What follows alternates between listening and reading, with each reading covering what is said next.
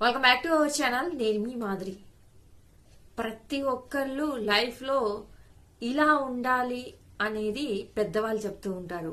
ఎలా అని అనుకుంటున్నారా? ఏం లేదండి, ప్రతి మనిషి కూడా కనీసం దీపం లాగన్నా ఉండాలి, లేదంటే అద్దం లాగన్నా ఉండాలి అని చెప్తూ ఉంటారు. అదేంటి, మనిషి అనేవాడు మనిషిలా ఉండాలి గాని దీపంలా ఉండడం ఏంటి, అద్దంలా ఉండడం ఏంటి అని ఖచ్చితంగా అనుకుంటారు. ఏం లేదండి, మన వ్యక్తిత్వం అలా ఉండాలి అని అర్థం. మనం అలా ఉండాలి, మనం దీపంలా మారిపోవాలి, అద్దంలా మారిపోవాలని కాదు. మనిషి మనిషిలానే ఉండాలి. కానీ మనిషి వ్యక్తిత్వం ఎలా ఉండాలి అని అంటే దీపంలా అయినా ఉండాలి, అద్దంలా అయినా ఉండాలి. ఎందుకు అంటే దీపం ఏం చేస్తుంది? దీపం అనేది ఒక నలుగురికి వెలుగునిస్తుంది అనమాట.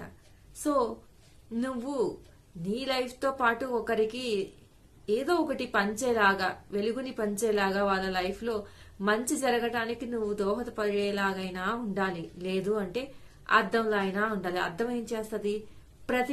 ప్రతిబింబాన్ని ఇస్తుంది అనమాట. సో మనకున్నటువంటి జ్ఞానాన్ని ఒక నలుగురికి పంచడం అన్నా చేయాలి. అప్పుడు అది మన ప్రతిబింబం అవుతుంది కదా. అలా అయినా ఉండాలి అని చెప్పేసి మన పెద్దలు చెప్తూ ఉంటారనమాట. దీపంలాగా మనం ఉన్నామంటే కొందరికి మన జీవితంలో మంచి చేసిన వాళ్ళం అవుతాం అనమాట. వాళ్ళు మనల్ని ఒక దేవుళ్ళు లాగా కొలుస్తూ ఉంటారు. అంటే మీరు లేకుంటే మాకు ఏం జరుగుండేదో అని ఒక కృతజ్ఞతా భావం అనేది వాళ్ళల్లో ఉంటదన్నమాట. అప్పుడు ఏమవుతుంది? వాళ్ళకి ఏదైనా ఇన్సిడెంట్ జరిగింది అని అనుకున్నప్పుడైనా ఎవరికో ఒకరికి మన గురించి ఒక నలుగురికి ఇలా జరిగింది, ఆ రోజు వాళ్ళు అలా చేశారు కాబట్టి మేము ఈ రోజు ఇలా ఉండగలిగామని చెప్పేసి ఒక పాజిటివిటీ ఏదైతే ఉంటుందో మన గురించి దాన్ని స్ప్రెడ్ చేస్తారు.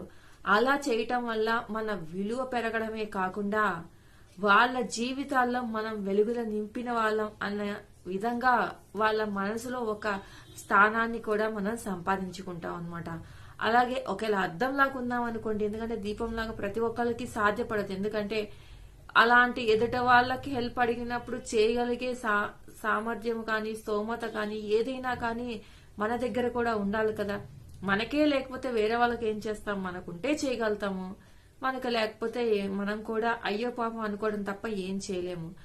మనము అద్దంలాగైనా ఉండాలని ఎందుకు అంటున్నాము అంటే మన ప్రతిబింబం అనేది ఉంటుంది కాబట్టి. అంటే మనకి మన ఎక్స్పీరియన్స్ల ద్వారా వచ్చినటువంటి జ్ఞానము, అది చదువు విషయంలో కానివ్వచ్చు, లేదు అంటే కొన్ని పనుల విషయంలో కానివ్వచ్చు, జీవితంలో కష్టాలని ఎదుర్కొనే విషయంలో కానివ్వచ్చు, ఏ విషయంలో అయినా కానివ్వచ్చు, మనకున్నటువంటి జ్ఞానాన్ని ఎదుట వాళ్ళకి పంచినా కానీ ఆ జ్ఞానం వల్ల వాళ్ళకి మంచి జరిగినా కానీ అది కూడా గొప్ప విషయమే కదా.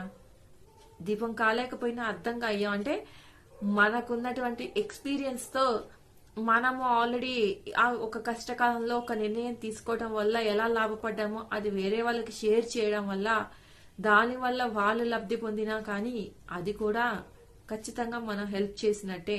అది కూడా మన వ్యక్తిత్వాన్ని గొప్పగా ఉండేలాగా చేస్తుంది.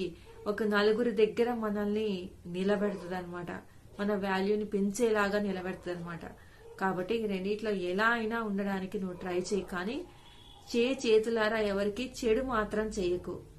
నువ్వు మంచి చేయకపోయినా పర్లేదు, కానీ పని గట్టుకుని వెళ్లి మరి చెడుని చేసావంటే కర్మ ఫలము వదిలిపెట్టదు. అది ఖచ్చితంగా ఏదో ఒక రూపాన్ని వచ్చి నిన్ను వెంటాడే రోజు దగ్గరలోనే ఉంటది అన్న స్పృహలో మాత్రం ఖచ్చితంగా మనం బ్రతకాలన్నమాట. ఇదండి ఈరోజు వీడియో కనుక నచ్చితే లైక్ చేయడం మర్చిపోవద్దు. మరిన్ని ఇలాంటి వీడియోస్ కోసం వెంటనే ఛానల్ సబ్స్క్రైబ్ చేసుకుని పక్కనే ఉన్న బెల్ ఐకాన్ కూడా ప్రెస్ చేయండి. అప్పుడే నేను పెట్టే డైలీ నోటిఫికేషన్స్ మీ దాకా వచ్చేస్తాయి. దయచేసి ఎవరికి కూడా చెడు జరగాలని, చెడు చెయ్యాలని చూడొద్దు. ప్రతి ఒక్కరికి సమయం అనేది సమాధానం చెప్తుంది. ఆ టైమే చూసుకుంటది, ఆ కర్మే చూసుకుంటది, ఆ దేవుడే చూసుకుంటాడు. మీరు మాత్రం మీ పని చూసుకోండి.